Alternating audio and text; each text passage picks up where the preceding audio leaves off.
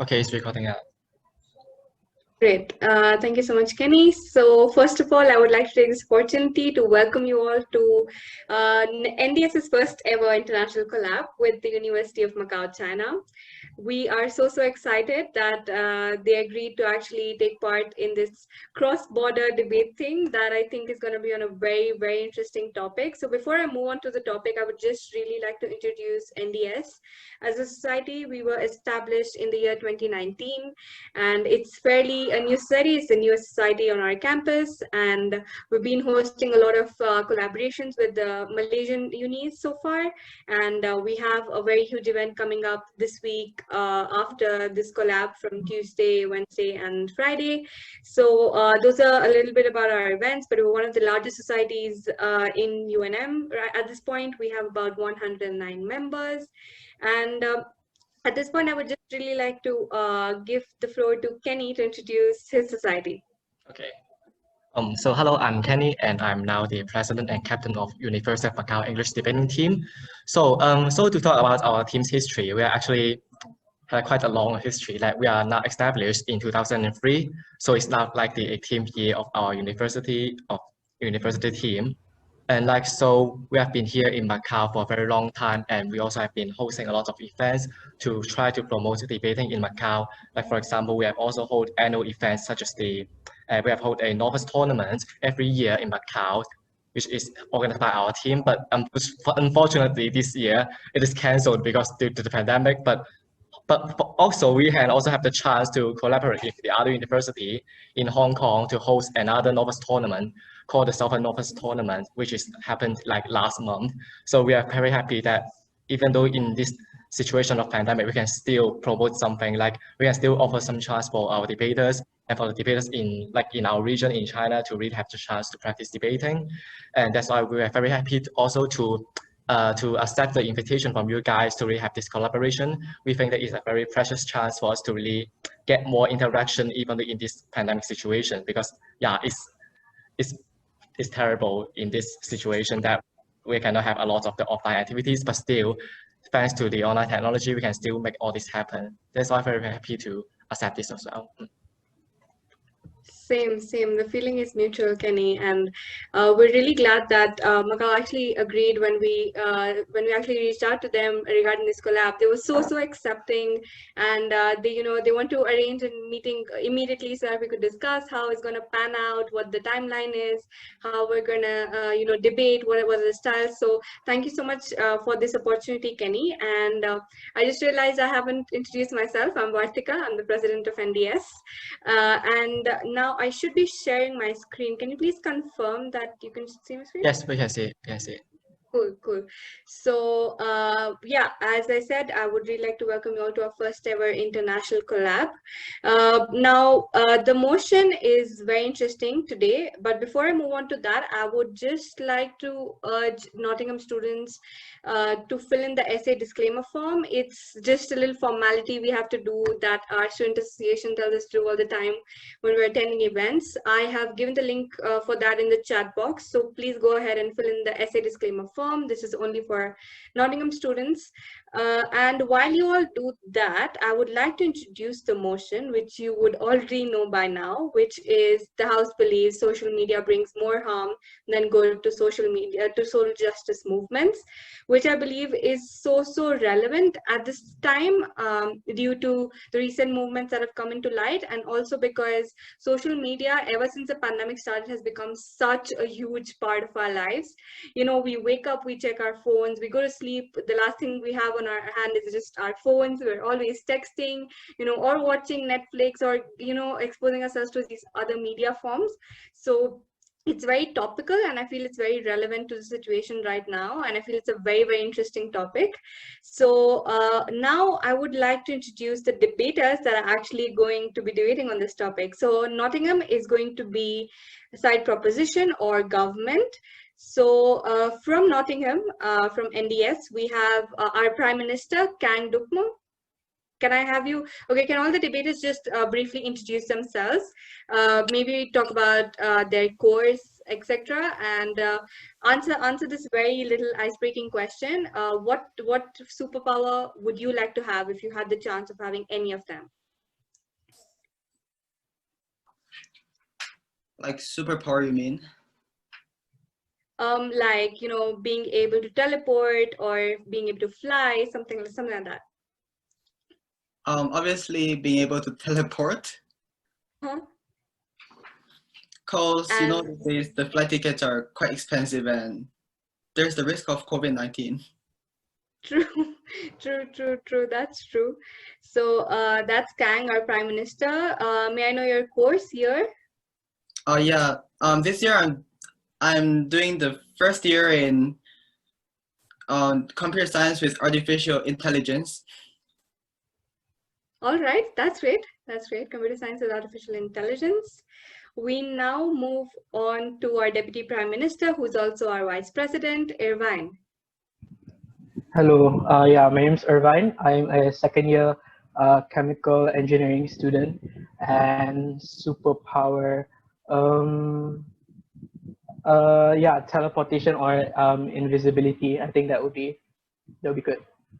I will not disclose why, but yeah, I think it'll be good. All right, all right. Everyone seems to be keen on teleporting themselves. Okay. So we have member of the government, Suba, next. Hi, am I audible? Yeah. Yep. All right, my name is Suba. I'm 21 from NDS and I'm studying international relations year 1. And for the superpower,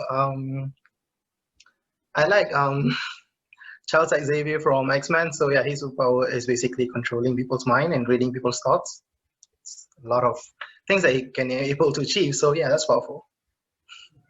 Yeah, even I would love that. I would love that. As a psychology student, right? People always ask me if I can read minds. I would love to do that in real life if I had the superpower. So yeah, let's move on to the government whip, Maria, who is also our secretary. Hello, everyone. I'm sorry, can you all see me? I can't. No. Yeah, I think there's something wrong with my camera. I hope they can fix it before the debate. But hello, everyone. My name is Maria, and I'm a year 2 biotechnology student, and I am presenting as a government whip right now. And superpower, I'm not so sure, but I do love superhero movies very much. But I really can't fix on one superpower. But maybe like moving things with my mind, because you know, when you get lazy, it would help. Cool. Okay, she would like to move things with her mind. That's quite cool. Okay, so that's the introduction from NDS, our debaters for today, who is side government. And now let's move on to English Debating Society. Let's have our leader of the opposition, Mark, go up first. Hi, everyone. I'm Mark. I'm currently a year 4 student at UMac, and I study accounting.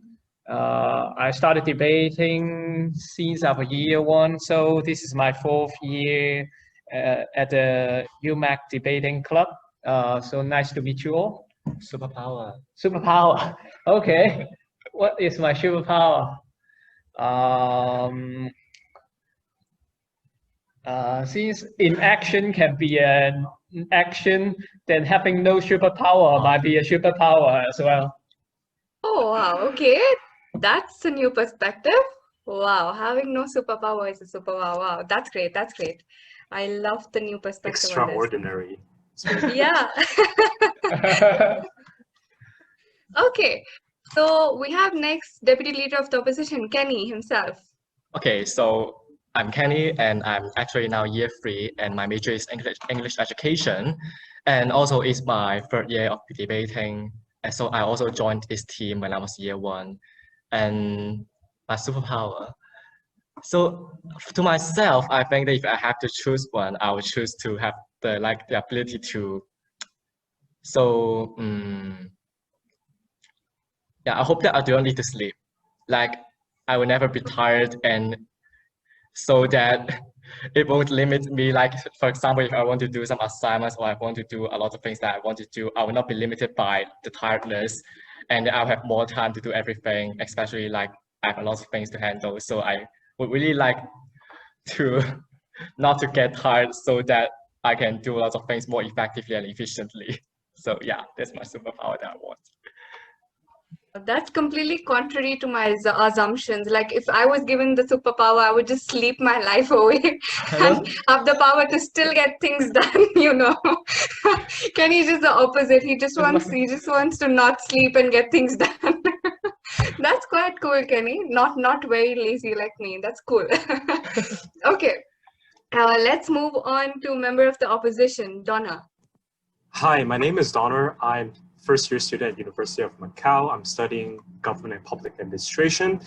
This is probably my second year in debating. I debated in high school. So if I were to have any superpower, I want probably to have an iron stomach, because I really like spicy food and all sorts of like weird flavor food, but oftentimes I get like bad stomach reactions afterwards. That would be my superpowers. Cool, Donna. That's interesting. Yeah, even I would love that actually. Let's move on to our last debater, opposition whip, Kiki. Hi guys, I'm Kiki. This is my third year debating in UMac. I prefer having superpower of like generating infinite amount of money because I love money. Yeah. Thanks. Right. I wonder why nobody brought it up. Like I was, you know what I was wondering, that some people would bring up, you know, a superpower to, you know, eradicate COVID and have a COVID-free world, but nobody brought it up. People have kind of, you know, forgotten about COVID at this time. They're so bored of just talking about it. Okay, so okay, now that we're done with the introductions, let's not waste any more time. I will just briefly be introducing the rules of the debate. So the audience is requested to keep their cameras off and mics muted so that we don't have much of a disturbance during the debate. But the debaters are encouraged to have their, you know, video and audio on. Each speaker will be given 7 minutes to speak, and POIs can only be given between the first and 6th minute of the speech because of following the British parliamentary style. As you might be aware, we have POIs have to be less than 15 seconds. And if you wish to give a POI, you basically have to unmute and say POI or point of information, and in a very respectful and clear manner so that the debaters are able to hear you. It should not be more than 15 seconds, as I mentioned. The timekeeper will ring the buzzer, or the timekeeper is me. I'm going to ring the buzzer after the 1st and 6th minute, and also the 7th minute at the end to indicate the time for POIs. And after the debate, we'll be having a fun Q&A session so that our audience can take part, ask questions to the debaters.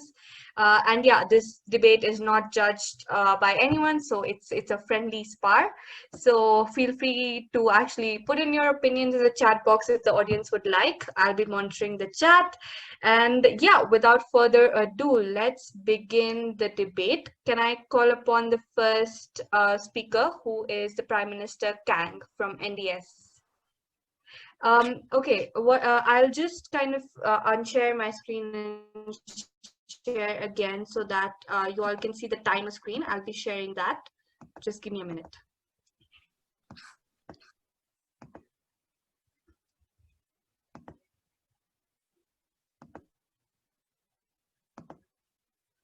All right, can you see my timer screen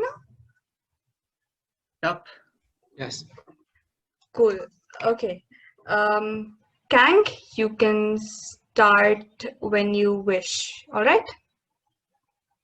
Okay, I'll start straight away. All right.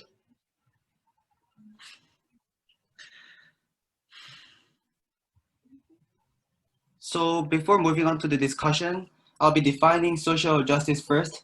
According to like what I found, it stands for the relation of balance between individual and society measured by comparing from personal liberties to fair privilege opportunities. In other words, it means equal access to wealth, opportunities, and privileges within society.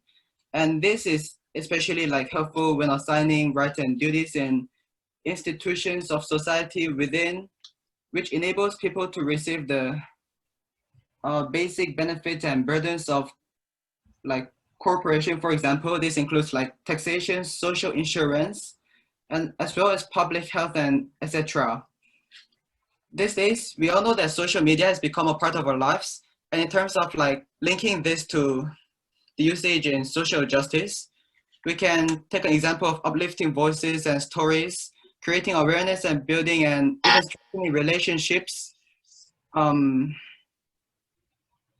creating a space for organizations and activities to demand justice.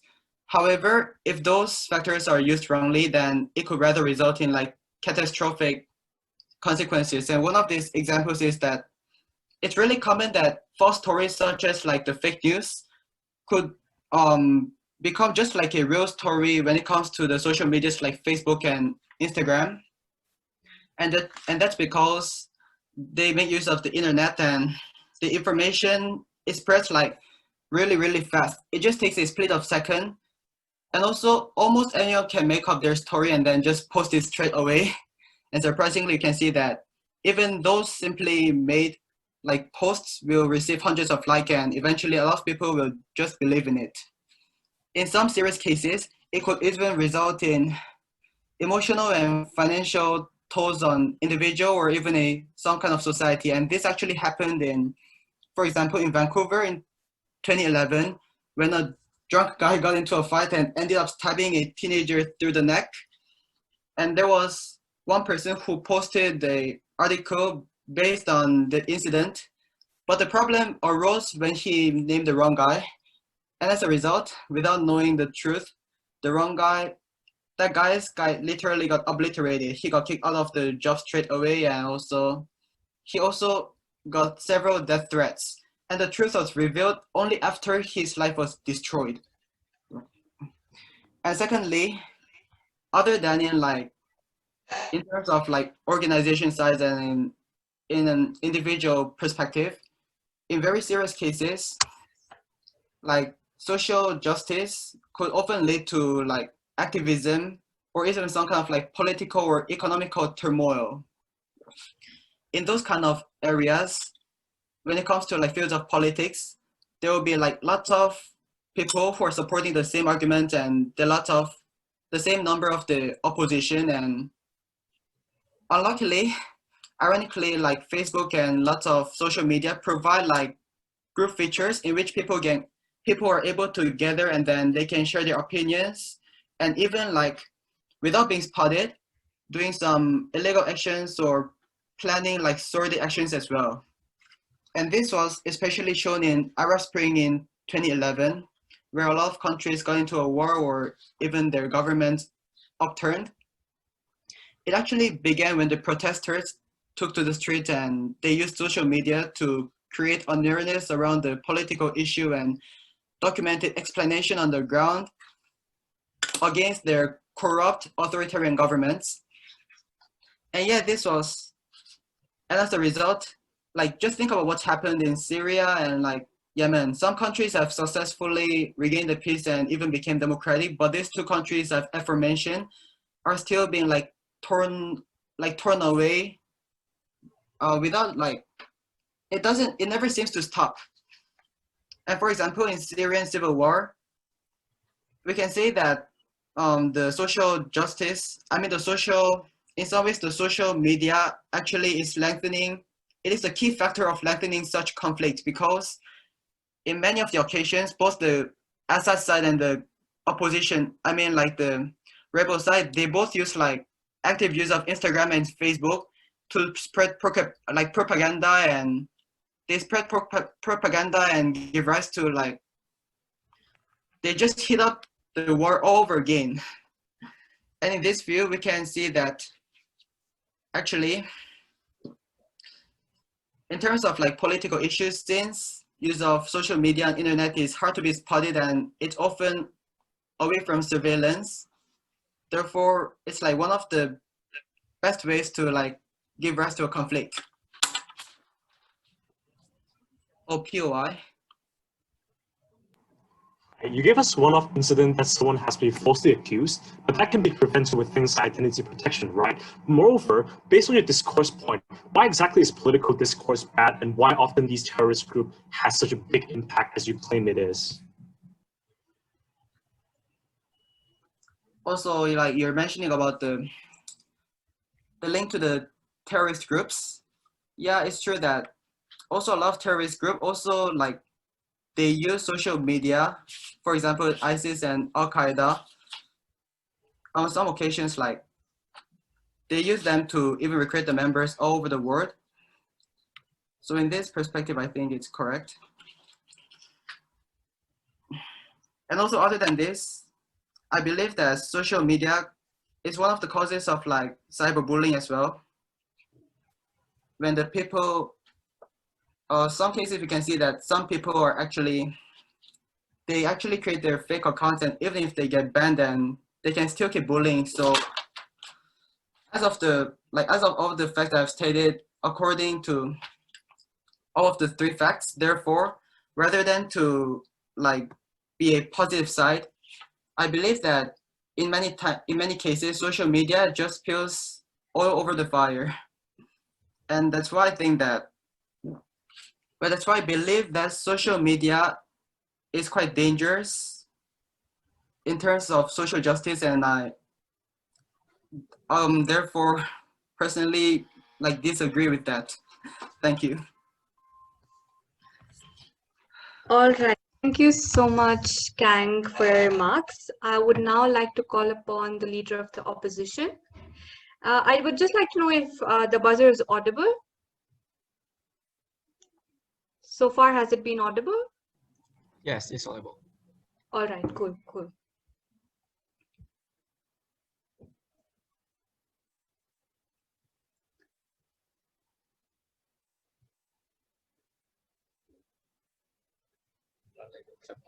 Hi everyone. We check up.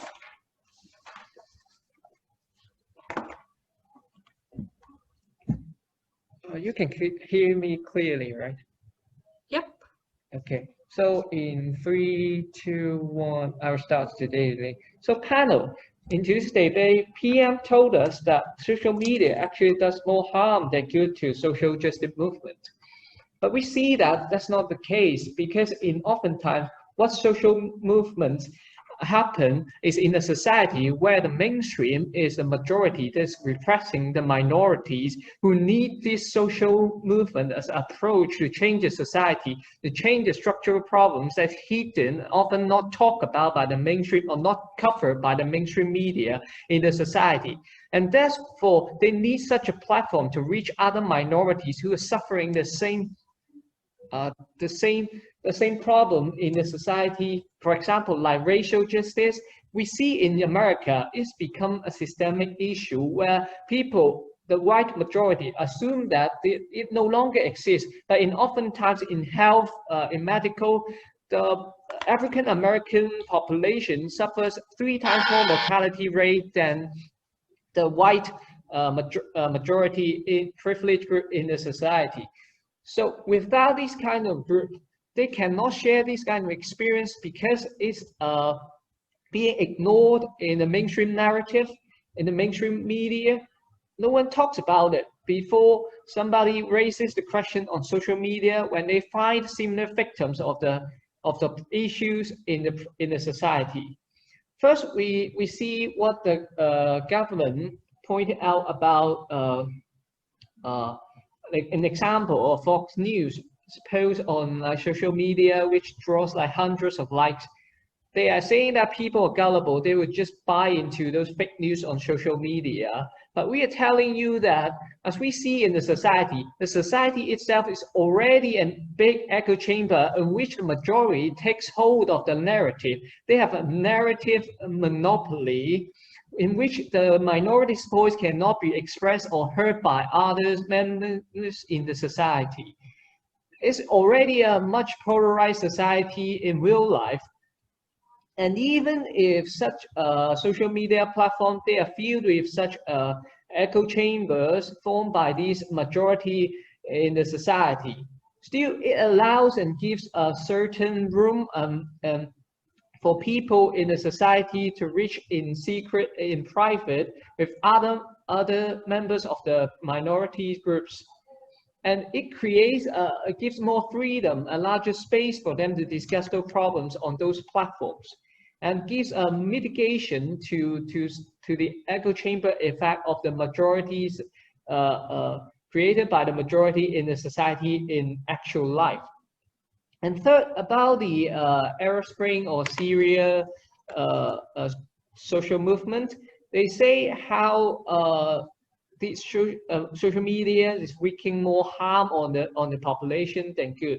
But we're telling you the otherwise, because without these social media, those population cannot have access to a second opinion. They don't have alternative opinions and don't get access to the truth, as opposed to the government propaganda that is spread on all the state media, all the state television channels, radio channels that is controlled by the government.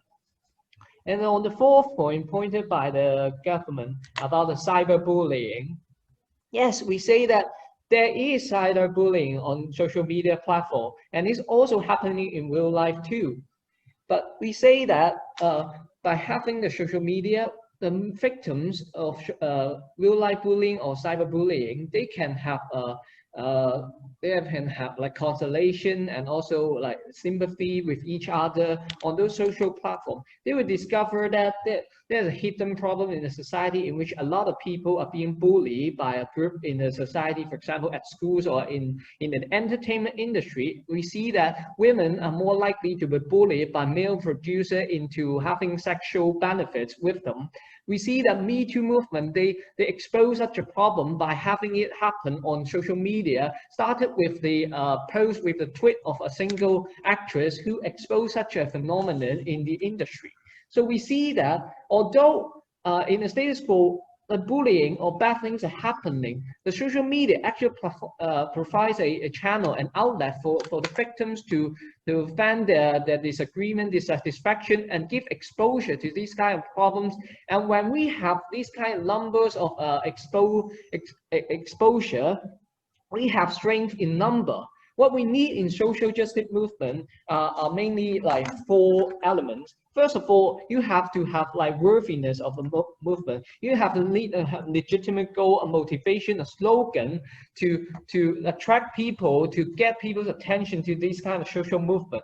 We say that on social media platform, it is very effective for them to do so, because when you tweet something, it can be spread like to millions of audience, millions of people on the internet. It doesn't get restricted by geographical restriction. It doesn't get restricted by your money or by your resources that you can get. And second, about unity. As I mentioned, described to you, analyzed to you that on social media, people have better access to other people's circumstances and what has happened to them. So when people of similar experience, they can share with each other, and they know that there's things happening at a large scale in the society. People will more likely to unite together and have a coalescence between them to form a social movement in order to change the structural problems in the society. And that leads to numbers, which is also crucial to the formation and the sustainability of social movement. When you have a large group of people, you have a larger voice, a larger say on issues. You can have lobbying power in the society in which you can hire people. You can like have a group fund. You can go fund the movement by having a large contribution from having contribution from each and every one of a large group of people in these social movement groups. And lastly, about the commitment.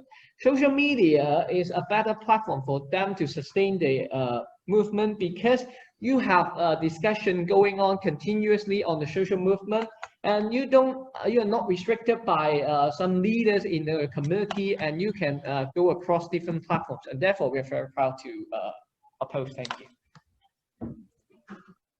Thank you so much for your remarks. I would now like to call upon the Deputy Prime Minister. Can everyone hear me? Yep. Okay, nice. Okay, so 3, 2, 1. Okay, so allow me to reintroduce a few stakeholders that side operating government is fighting for in the debate today. First of all, is the social media users, and there are two ends of the spectrum. First is the one distributing information and one posting content on these social justice movements. Secondly, the one on the receiving end, which primarily consists of the younger generation who are the dominant majority on social media. Second of all, is this social justice movement itself and its beneficiaries. Which demographic of people are these social justice movements actually fighting for? We tell you that these people they are fighting for are the victims of social issues, the marginalized, the minority group who are not able to speak up due to their mere size of population and their inherent history of being prosecuted. Secondly, the overall standing and perception towards these social justice movements, because this is what is the driving force and the determining factor for the overall efficacy of these movements. So before I move on with my substantives, allow me to point out a few rebuttals towards side opposition. So when the Prime Minister has spoken, a POI was asked, and it was asked on whether or not political discourse was bad. However, we tell you that political discourse is good, only to a certain extent, only when it's done on regulated grounds. When it comes to social media, where everybody can hide behind the screens being anonymous, we tell you that this could lead to more adverse harms, which will be further discussed later down in my speech. So, secondly, going on to the main point, yes, we do concede to the fact that social media has become a great platform for the marginalized to speak out, to speak out on status quo due to the fact that they have been consistently persecuted or all the bad events that have occurred to them, right? However, we tell you once again, when it is done on an unregulated platform such as social media, where people have the rights and are protected by their entitlement to voice out whatever they want on social media without facing the repercussions, we tell you that this is where it gets harmful for both the media users as well as the social justice movement itself. We feel like it can affect the overall movement as a whole. So secondly, side opposition have failed to provide to us the check and balances to misinformation, because once we are talking about a huge group of people, especially on social media, where a huge attention will be garnered by millions of people, not thousands but millions of people, we tell you that there is no actual check and balances. Yes, there could be censorship laws, however this would not be enough to prevent misinformation from happening. We tell you misinformation is bound to occur, and this is what is going to be the end of social justice movements, as well as it will lead to negative impacts to the social media users, right? So initially, yes, we do believe it is good.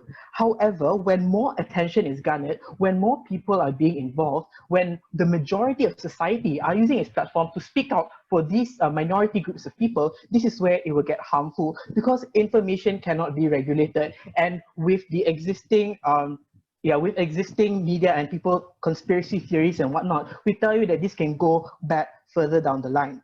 We tell you that yes, awareness has already been raised, but we question side opposition on this. What can social media do to continue on this movement to actually make it effective? Because we tell you that awareness has already been raised. I feel like people are already being desensitized towards the Black Lives Matter movement due to the overwhelming postings on social media regarding this movement. Not only that, it's also considered a trend due to how people react. It's not an activist movement. Instead, it became a trend later on. But I will further explain this in my first argument. So side opposition has to prove to us today how social media can be great, can be better than to raise awareness, because we believe that awareness has already been raised, especially with the the amount of people that are already aware regarding these social issues. But we want to know what further and more pragmatic measures that can be taken through social media, because right now we only see it as a platform to raise awareness. But even when it comes to raising awareness, it already leads to adverse harms that we explain later on in my speech. So moving on my first level of substantive. So under our paradigm, we desire a world where people or individuals are not pressured to having opinions that is socially constructed to be deemed as correct. We cannot stress the importance and significance for people to make educated and informed opinions, especially upon especially among these impressionable younger audience that are the majority of users of social media. So we feel like social media is hindering that very ability for them to form their own opinions based on their own understanding towards the issue. So two main layers of analysis. First of all, I'm going to talk about how social media is hindering that very ability. Secondly, I'm going to talk about the negative implications of this hindrance. Okay, so first of all, how? So we are all aware of woke culture, which is associated with the newfound awareness for social justice issues. So this brought many users of social media to speak up on an issue, to initiate or to support social justice movements as a method to signal support and to be seen as helpful allies to these marginalized groups of people, or basically the victims of these social issues. Not now, later. Thank you.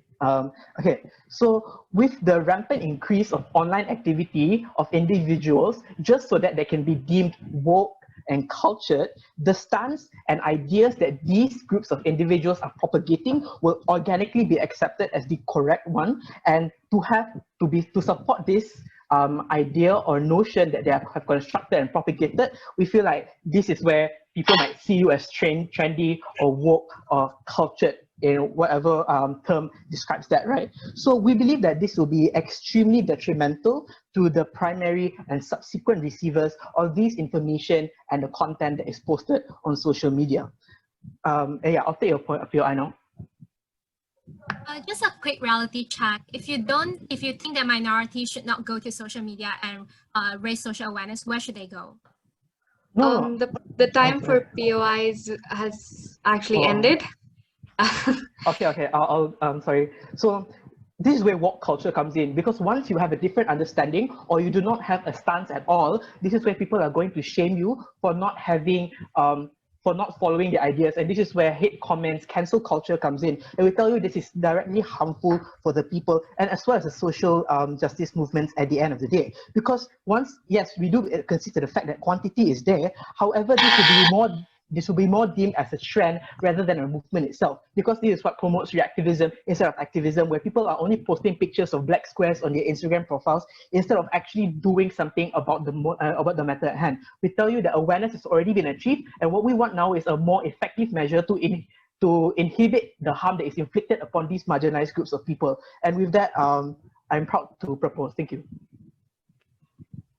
Thank you so much, Irvine, for your remarks. I would just like to give a reminder to the debaters that POIs are only allowed within the first and 6th minute. I'm going to be ringing a buzzer when the time starts and ends. And also, if you want to give a POI, it's better to actually unmute and say POI or point of information than typing into the chat, because it's harder for the debaters to actually monitor it while they're speaking. So yeah, it would be great if you could unmute. Next up, we have our President of Macau Society, Kenny. Go ahead. Okay, so yeah, if you want to POI me, you can either type in the chat or you can just unmute yourself. Both are fine. Both is fine. Okay, so my speech will start in 3, 2, 1. Okay, so before moving on to extensions, some responses to the government side. So they have been raising a lot of examples, such as how social media can lead to some bad results to social justice movements, such as the fake news and such as some anonymity that may lead to a lot of cyberbullying stuff, like something like that. But we say that it is not really eventually true that this is all going to happen, that even though we want to government start to provide an alternative, saying that if these people, like the minorities, like offered by the COPOI, saying that if they do not have social media as a platform to express themselves, or as the other people in the general public, if they do not have the social media, even though they have the awareness to really cater to social issues, how are they going to have the access to this kind of information? Like, for example, even though within the local society or the social injustice happening in the other side of the globe, we do not understand how in that side of the world they are going to achieve more, given that they have provided us only some of the bad characteristics of social media that they are likely to happen, but not like a definite thing to happen. So response to that, we are arguing that, so they have been accused of saying that the social media is like a place without without regulation, saying that it's unregulated and anyone can say anything. We say that even though in social media such as like Facebook or Twitter, stuff like that, there are actually like policies to really prevent or to have this kind of check and balance, whether we are preventing people to really to express wherever they want, like if they are really raising some like the sexist or racist speeches, like their account is going to get banned, or their speeches or their comments are going to be hidden by the social media.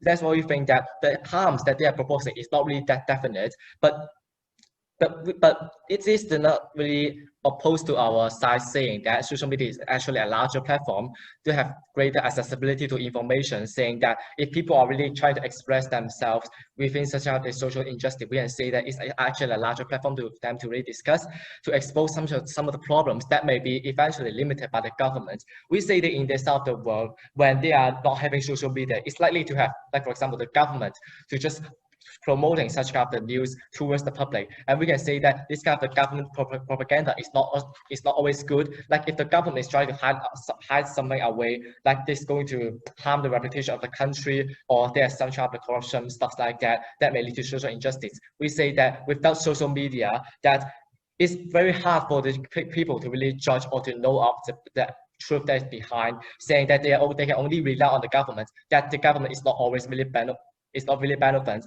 as not the case, that they can only rely on such kind of things to really deal with this case, that we do not see how in this side of the world is going to bring more good to this kind of social movement.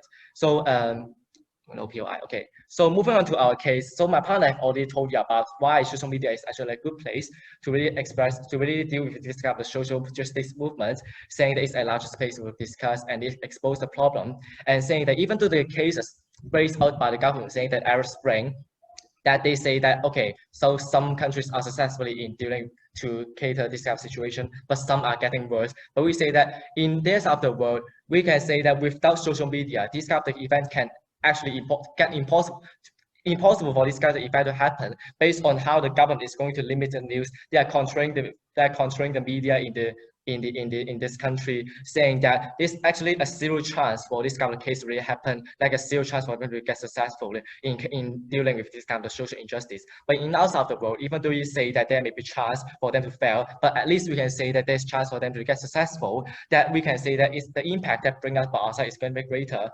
in outside of the world.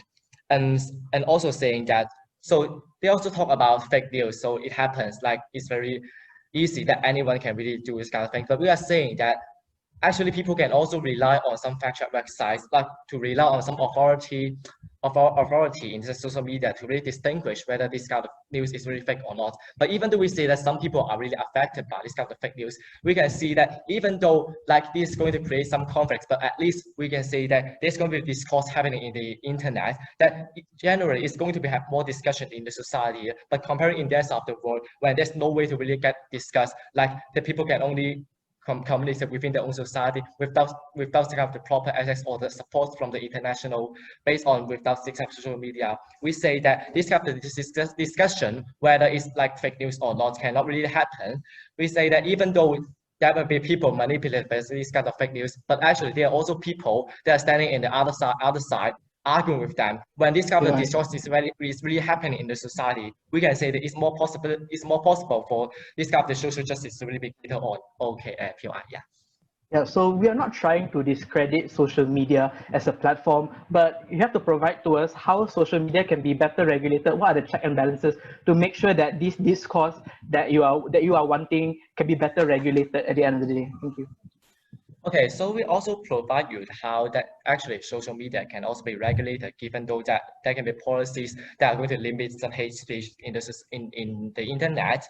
That also, like for example, even though you are talking about there's some really great fake news website, but saying that these kind of the websites will also need supporters from the internet. If people are knowing that this kind of the platform is already spreading some kind of fake news, that people are more likely to unfollow it or to not really trusting anything from it. That's why we say that it's actually there's going to be check and balance in the society, or there's also incentive for this kind of news platform to really prevent spreading such kind of fake news. They have to really do some fact checks before putting this kind of information in the society, because we say that if they are really being caught or being spreading some spreading some false information in the society, they are going to really lose such kind of followers or the influence in the society, which is a thing that we say that they do not want this kind of thing to happen. That's why we think that even though in outside of the world, there's going to be check and balance, there's going to be regulation, and even though the websites or the news platforms or people that are running such kind of the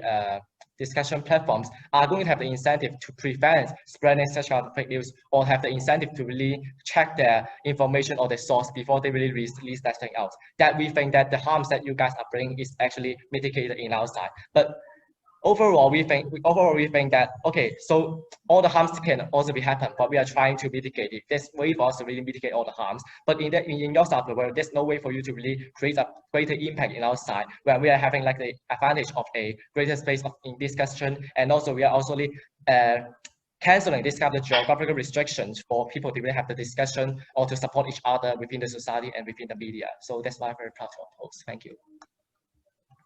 Thank you so much, Kenny. Those are really interesting points. Can we now have the member of the opposition, Suba? So we're almost halfway through the debate already. Yeah, let's go, Suba. Hi, okay. Start the timer when I'm starting to talk.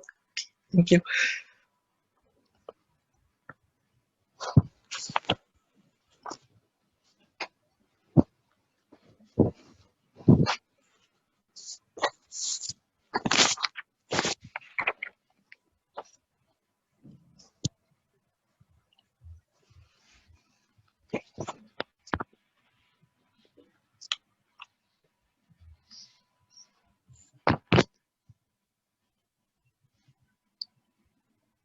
Right. So the great power of internet is that the fact that it allows people who don't know even each other, but to connect with one another and share their interests or solve a problem. And we can see this in our social media platforms. They are coming out open stating that they are liberal or Democrat or Nazi, you know, and this gives marginalized people more power. And I agree on those factors completely with the opposition on the fact that the people are ignored on mainstream media have an opportunity to talk about their problems on social media. However, this debate is going strongly on the fact that the social media brings more harm than good to social justice movement. So we are not denying the fact that social media brings good to social justice movement, but we are talking that it brings more harm, and we would like to discuss the harm, and we would like to figure out a way to create an alternative measure so that we can control this and regulate this problem. So as a government, why do we believe this statement is that because let's take an example of social justice movements that we have currently right now. The Black Lives Matter movement, okay, it's highlighting racism. Me Too, highlighting feminism. MAGA, Make America Great Again, politics. LGBTQ for queer movement, for freedom of gay people. And climate change is for climate activism, is for the environment. Okay, I'm going to go with this. And before that, I'm going to rebut a few of our opponents' points, stating that everything that they claim about bullying or they want to expose people's problem, legitimate goal, slogan, yeah, everything is cool, and there's no geographical resource, money problems as well.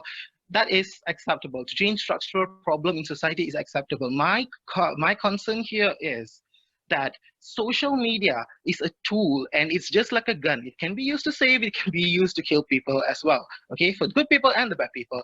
And we want to regulate it in a way that it solves the actual problem, not create new problems, where we can clearly see that in the economic perspectives, for political purposes, for also allegations and assaults without proofs and evidence, and blind hate, whitewashing, woke culture, woke washing, chasing cloud, attention seeking, all of this. And this is why I love these topics, because these initial social justice movements turn out to be radicalized activist movements later on, and that is what we like to stop right now. So my first point is going to be that this social media has to be regulated in sense of, and my alternative measure is that we would want that like how we submit a assignment, we give references, right? Everyone does that. We need fact checking for every single social justice movement propaganda or message or news being shared. All right, stories is fine, but when you are getting a likes and a reach of thousands, hundred thousands, millions of people, and people are reading and influencing mass culture, mass media, and a lot of people, we need sources and clarification. That's the culture that we want to create among the youth, young people, to fact check. And the social media platform owners has to be in charge of that as well. The states have to be in charge of that as well. China state affiliated media publications has to claim that they are, and when they're stating in Twitter, recently they have started with that. Every single publications from the certain country or state, or let's say Fox News, has to come up with the slogan stating that this is a Russian state affiliated media platform publication. So everything is from that country itself. So we claim the sources, we know the references, and people are able to distinguish the differences. So why do I say it becomes radicalized? Because when initially social justice like Martin Luther King on the Black Lives, previously on Civil War, you have someone accountable, you have a clear leadership to solve a problem. Right now, who is the leader there? No one. And anyone can hide behind a fake platform and just go yada yada on the internet, and no one is accountable for it. And this is what creates the big problem there. And also the hate and belief system creates when people are okay or only want to hear to the other people who are like-minded. All right, they're going to go follow and listen to people who shares the same view. If you're a white supremacist, you're only going to believe your biased news from other white supremacists. You're not going to listen to any other liberals or whatsoever. Same to religious activism, promoting a certain religion, and environmental. Why is it a problem? Religion is a good thing, environment is a good thing, race is a good thing, but it becomes radicalized where it becomes radicalized, hurting other people. For environment, we can see that it becomes an eco-terroristic platform where we are branding and hating a certain country for their economical perspective. However, when other countries have actually done it for other reasons. So for LGBTQ, the culture is all men are trash. Men are trash. That's feminism, all right? That's how people brand it today, like claiming that feminism is a negative thing, whereas feminism only wants gender neutrality. LGBT states that they only want gender neutrality, but we are looking at them in a different perspective. Why? Because the woke culture, or people who are doing it for their own purpose, or without unreliable information being shared among and extensive criticism, what happens is it manipulates people's thoughts into thinking that these movements are actually negative and wrong. And the opportunistic one are the criminals here, where they do it for their fame, when to promote their business, such as sharing about BLM movements. And all these companies do is that they don't even align with this policies, whereas in their past or present actions don't even align with them, but they do it just for the attention seeking and chasing clout. So this is the problem we have right now. Let me finish it first.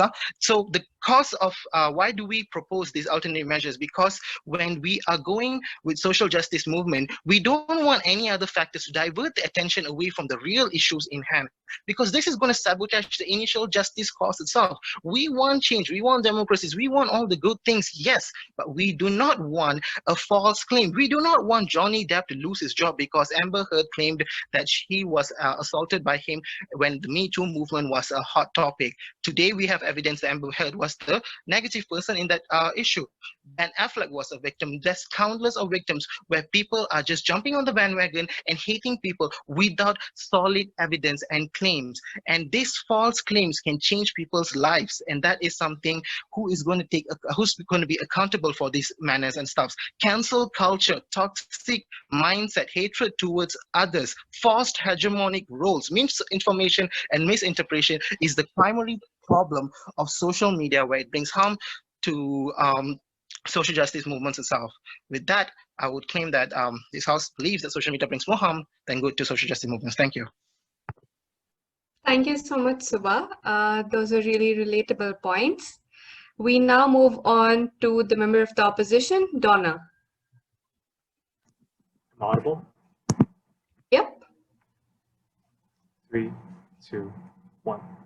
Look, false information only affects a minority of a radical group. You can't claim to me that a significant portion of people are white supremacists or they're terrorists, right? If you can't claim that, we don't think there's a massive harm, right? But secondly, we also think that social media has a function on actually starting and enabling these political change that deals with this social justice that is much more greater harm, right? But lastly, these kinds of social media is actually its own self-correcting mechanism, right? So if you have radical groups within the social media platform, that is precisely also the same platform that is going to curb these kinds of radical group.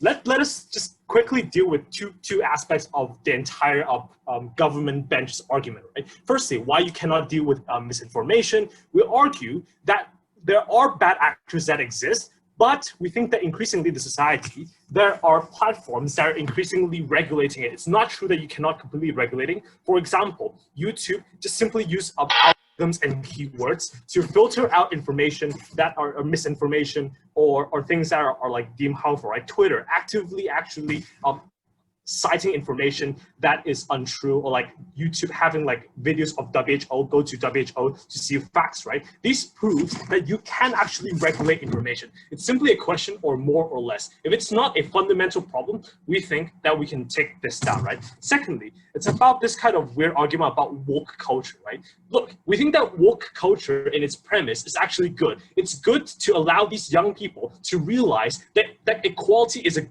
it's a good thing to care about. It's good to care about minorities. It's good to care about women's rights. It's good to care about ethnic minorities. That's so much to struggle about, right? So we're going to bring you a few extensions. Firstly, tell you why you're actually going to get those kind of change that opening opposition wanted to prove but failed to do so. And we're going to expand this debate by telling you political change, social change, and also environmental change, right? So what is the frame of this debate? We think that social justice is inherently political. The question is this debate is whether or not this discourse can lead to benefits of this minority group. Firstly, in terms of political change, right? We think that the important part about social media is it enables the society to focus on key information and focus on societal injustice. For example, if we look at the Jasmine Revolution that all sides want to talk about but fail to nuance it, we tell you that that Tunisia at the time had a corrupt government and extremely high unemployment rate, right? It's precisely because the video of Mohamed Bouazizi's self-immolation got viral amongst the Tunisian people and people of the Arab. That's when people, that's going to spread that video by thousands of times, like 100,000 times, invoke the feeling. They realize that the government is incompetent. They realize that the government is not for them, that they're undemocratic, and that is when you have massive protests on the government demanding the change that ultimately led to the fall of the Ben Ali government and subsequently the Arab Spring, right? We tell you that a potential mechanism for people to shine in the societal injustice is precisely a function that's so vital and so important. We don't think any sort of like cyberbullying or misinformation is simply enough to cancel out the potential good it brings, right? Secondly, how do we get those kind of political change? We tell you in a few aspects, right? Firstly, we tell you you're able to break those kinds of incumbency advantages, right? Because in the status quo before the social media, it's often the case that candidates, presidents, like local council, members of parliament, always get reelected. Nobody knows about the fresh candidate. Nobody knows about the fresh face, right? It's only because of things like social media, when you have more progressive candidates that care about minority and can get national attention, can get national funding. People like AOC and the Force Justice and Democratic Party are perfect examples, right? We give them a platform, give them support that they otherwise wouldn't get. What does this actually mean? This means that you actually get political change instead of just discourse that opening opposition wanted to talk about. We tell you, when you elect these people into the council, when you elect these people into the legislature, right? That is when you can pass amendment bills, like pass new constitutions. For example, in the United States, they still have not passed the Equal Rights Amendment for women, right? That is precisely when you have social media pressuring these legislature, pressuring, putting new faces in the council, when you have chances for you to have Equal Rights Amendment to protect women's rights and other sorts of things, right? This also looks like putting increasing funding towards Black schools, right? These local districts that are underfunded hospitals, right? These are the things that minorities truly need, and only when you put attention on it, that's when they can truly get the change, right? Secondly, in terms of like social aspect about racial justice, for example, right? We tell you that the awareness is such an important thing, right? Firstly, if you look at the examples of video like Mike Brown, like George Floyd, and then like Breonna Taylor, all these heartbreaking stories are spreading like wildfire on the social media, right? So we tell you that is when the public is curious, right? That is when they want to look into the details. They want to find out what is truly happening. That is when they find out that how screwed up the system is and how structurally unequal it is for racial minority, right? That therefore we already successfully mechanized OO's argument about how discourse leads to actual change. Lastly, we want to also like expand. Sorry, before that, we also tell that yes, please. Right. You claim that informations are legitimized and you can get from sources. But how about people, organizations who are deliberately driving and manipulating people's emotions for their personal gains? Sure. We think that these are at worst, these are tokenistic, but at least they shine discourse and attention on this issue, right? We argue it's probably better for people like Donald Trump and white supremacists to at least talk about Antifa and Black Lives Matter than to have there to be completely no attention whatsoever and to have these suffering of the people go completely unnoticed, right? So lastly, we tell you that for things like environmental issues, right? Because of social media, that is precisely when people realize that there is an existential crisis, right? That is when people realize, have a consensus that this is things that we have to care about. When people put their attention on people like Greta Thunberg and all the other environmental figure. All in all, we think in this debate, social media has such a massive impact in our ability to mobilize people's attention and fight for social change. We think the good definitely outweighs the harm. I'm very proud to oppose. Thank you so much, Donna. We are almost moving towards the end of the debate. We now have the last member from the government side, that is the government whip, Maria. Go ahead. Hello, good evening. I hope everyone can hear me and see me right now. Yep. Okay, so I will start in 3, 2, 1. So good evening, everyone. So I would like to talk about how this debate needs to focus on what we are actually talking about, how much harm it has actually been causing due to social media when it gets involved with social justice. Justice is such a powerful and utopic dream to achieve. We have all done scenarios where we wish just justice for all the oppressed or for the helpless people. And no wonder we all feel compelled to jump in at the opportunity in which we can compete or take part in online activism. But at what cost? A vast amount of false information and misunderstanding lies scattered across the internet. There is no doubt about that. It is a proven fact that most social media is basically reducing our attention spans to a huge extent. It has been scientifically proven. So as opposition had already mentioned, it is really hard to judge an issue without social media, but that's exactly where the problem lies. In social media, the amount of content is actually reduced to maybe a few sentences at most, because that's exactly how much people can read. And then they would want to read. And then the actual issue might be much more varied and much more spread about, and people are too lazy to actually check for the credibility. They don't check for news articles. They don't check for blog posts on the actual issue. If a post looks aesthetic or contains big words or statistics, it is believed to be true on face value. And that is why it is, when you say it is really hard to judge an issue without social media, it's actually, it just gives you an input, like the first face value. There's this first sentence of what the issue is. You cannot judge it based on what the social media is showing you. The second thing I would like to say, how the opposition mentioned, how you would like to get awareness other than social media. Yes, people did get awareness other than social media before. It might not have been as rampant or as reachable compared to social media platforms, but people did get it from news articles or blog posts. And the truth is they were explaining in a much more detailed manner and from all sides and unbiased manner compared to what articles are showing right now in the media platforms. And the pressure to be woke and aware, as already has been mentioned, it has led to lots of harm comparatively in terms of mental health. And the level of desensitization right now is so dangerous because we people pretend to care for like a minute and then forget about the issue the next day. And at worst, selective activism. We are vocal about something only when it suits us. Yes, I would like to take the POI. Isn't fact-checking websites like Washington Post's fact-check political fact easily accessible to everyone? Yes, but the thing is, will people check it or not?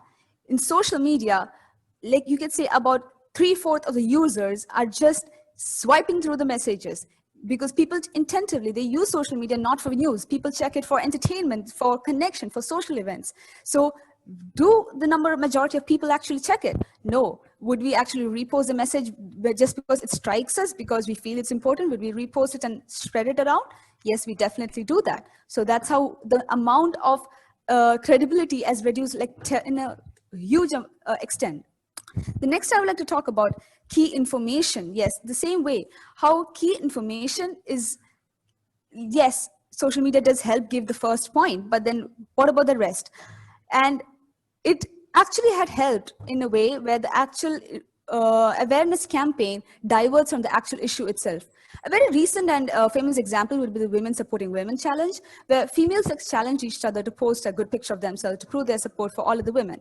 And it was a good intent. But until this challenge originated from a massive violence that Turkish women were facing, and their human rights were ceasing to exist. And there were other incidents which have been theorized to possibly start the challenge. But it became a trend so much that people got involved without even knowing the origin or the backstory. And the intent was good, but the outcome, not so much. The next big downside of online activism is, of course, manipulation. It's what's supposed to be the popular opinion. As opposition mentioned, yes, the key information. What is this key information? The popular opinion could most probably be what is the most common opinion in the comment section or the highest trending hashtag. The use of spam bots and fake accounts to gain popularity for a certain ideology has been quite rampant in the past decade. This has led to cyberbullying and to the cancel culture, which creates a very toxic and intolerant environment. A common example is how political parties in many countries have full-fledged IT departments in which they hire labor and manage multiple fake accounts and manipulate this key information. And let's talk about spreading ideologies. Social media is great for reaching a vast number of people, but it also helps spread extremist ideologies and hate speeches to the very same number of people. A very fine line lies between the regulation of content and the freedom of speech. And currently, governments and online platforms are doing a very poor job of balancing between the two. Yes, I'll take the POI. When people see videos of George Floyd getting choked for 8 minutes, do people simply just swipe down and ignore it instead of trying to find out why this happened? Okay. Now, in this specific scenario, the BLM movement, it has been something which has been fundamentally a very massive movement in which people, would you have checked a small incident of, suppose from your own country, a small incident of about a policeman like beating up a person? In this particular scenario, it is a movement which is massively spread. Second thing, it's America. Third thing, it has been something which has been building up over the course of time. It has been, all this police brutality has been building up over the course of time. And that's why people got the awareness. I'm not saying it's a bad thing. It's a good thing people got the awareness. But is it helpful? Is it something which is happening in every scenario? Are people fact-checking in every scenario? No, they don't. And I would like to continue that investigations, for example, how the regulation, the regulation between the content and the freedom of speech. There has been incidents where many investigations were held in the campaigns held on Facebook, and they revealed the extent to which propaganda could be spread. And it was shocking to see the number of misleading ads which were targeting only specific populations were there on Facebook, and it was actually used to swing the 2016 Brexit vote.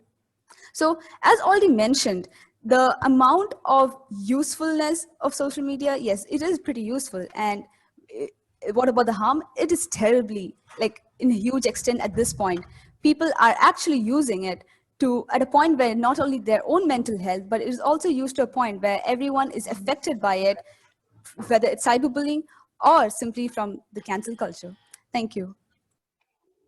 Thank you so much, Maria, for those interesting remarks. I would now like to move on to the last speaker of the debate, Opposition Whip, Kiki. Hi, am I audible? Yep.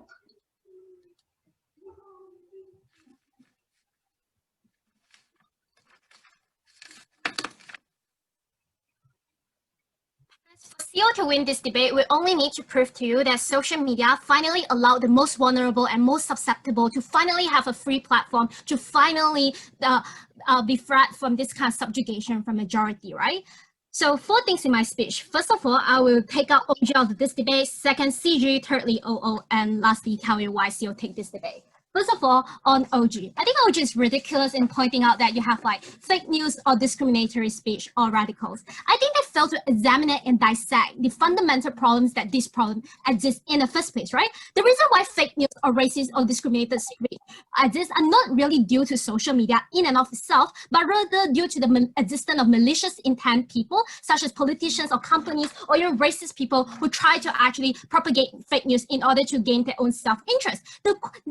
This actually proves to you that these people will exist regardless the social media existing or not. So the comparative that government have to defend but fail to defend is whether do you actually have an online platform where you can publicly call this out. We have canceling culture where whenever J.K. Rowling posts something radical, you can always cancel them out, or you can publicly identify these people so that you can actually create this kind of warning so that people don't so that people can actually get away from this malicious people. Or thirdly, we also tell that people are moving towards liberal will, which means that it's very easy for us to track these people down. Or the comparative that Gov have to defend is the inability to track these people down, right? Which means that they will still live in their own echo chamber, being affected by their own homogeneous society, believing that their own worldview and racist discriminative view is the only and justified truth, and there's no way for you to penetrate into this conservative society and also try to actually fight or at least correct the mindset, right? This is a counterfactual the government has failed to defend, therefore they lose this debate. But second of all, it's also very ironic for OG to simply say that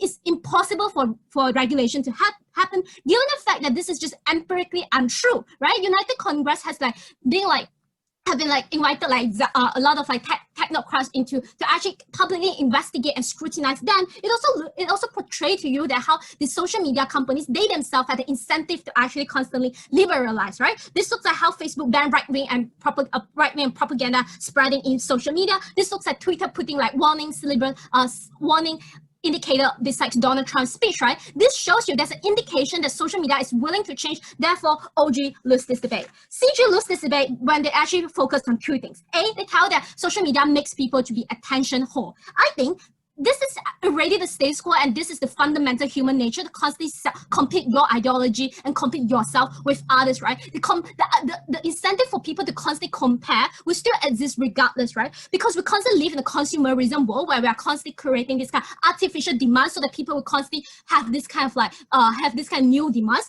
Therefore, we tell that regardless of social media existing or not, people will still compare, right? Therefore, the harm pointed out by CG is symmetric, but the benefits that Donna pointed out, such as creating awareness and giving solace and safe space to minority, is asymmetry. Second of all, I also think it's unfair for the whip to suddenly come out and say that people will always buy into fake news and only buy into fake news, right? I think this relies heavily on the premise that people are always stupid and are unwilling to seek for truth, right? This is wrong because people exist on the spectrum, right? Yes, even if concede to your best case scenario that there exist people who will actually accept this kind of fake news, I think these people will exist regardless under both sides. There's no delta to actually debate here. But second of all, I think that social media can increase awareness, which means that when even short sentences like headlines can garner people's attention, therefore incentivize for them to do future research. That's why CG loses. Thirdly, on why Donald definitely take this debate, right?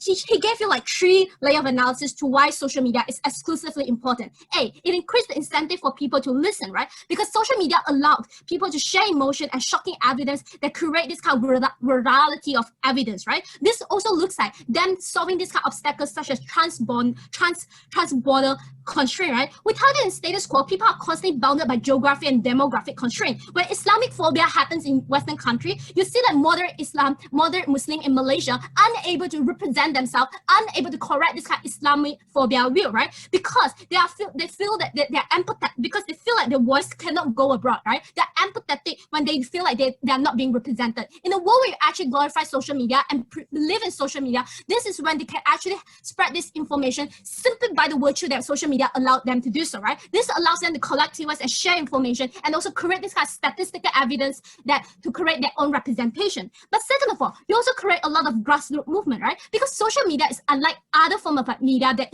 government try to frame you. Social media actually have comment session or other other session that allows interaction between users and also followers, right? This means you create this kind of mutual direction dialogue to allow people to constantly inject different views and ideology, right? This platform also allow people, such as democratic politicians, to constantly garner attention and also fight for petition and also like fight for changes, right? And then CG come in and tell you that information is going to be crowded out, and CG will tell you that people are short-term mistake and only focus on and only have like short span of attention. I would say that the metrification of an algorithm on social media perfectly actually tackle this problem, right? It follows that what you are more likely to actually focus on when this kind of like social justice issue are on the viral. It allows the people who previously do not even know the existence of this issue to finally look at this, right? And the spiral media allow people to create finally realize there is other people and there are other views existing outside the echo chamber. Before that, yes. So in your paradigm, it's okay for people to spread any fake news and create a mass confusion as long as it's just in the name of social justice movement. You do not care about how it turns out and how it's actually influencing the actual cause itself, is it? I never said that. I think that Donald Trump calling people to drink bleach in their first style is a fake news. I think the ability for social media to identify them and publicly cancel out is what social media can exclusively do. Your POI makes no sense. Thirdly, on showing support. Donald told you there are a lot of problems in status quo, right? For example, people evaluating the opportunity cost, therefore do not go to street, right? For example, they simply just do not want to take pay leave. For example, they just can't afford to get transportation fee, or simply they are just afraid to get being caught by authority or police, right? This means that social media is important for people to show the support to this kind of social justice movement, right? You don't particularly have to turn out to the street, but you can also show your support simply through through virtual signaling or sharing this kind of information, right? OG lost this debate when they say that awareness is not important because awareness is direct reason and legitimacy for social media, social movement to exist in the first place. CG lose this debate when they say awareness already exists because they forgot to actually engage and understand the reality is awareness only exists after the existence and establishment of social media. Because of that, I'm so proud to propose. Thank you so much, Kiki. Love the enthusiasm. So with this, we have come to the end of a very, very heated debate, and I loved hearing all of your point of views on it. And I feel that both the government and the opposition put forward really, really important points that we all must take into consideration when we're consuming content on social media, which is basically almost all the time. So thank you so much for your points, debaters. I now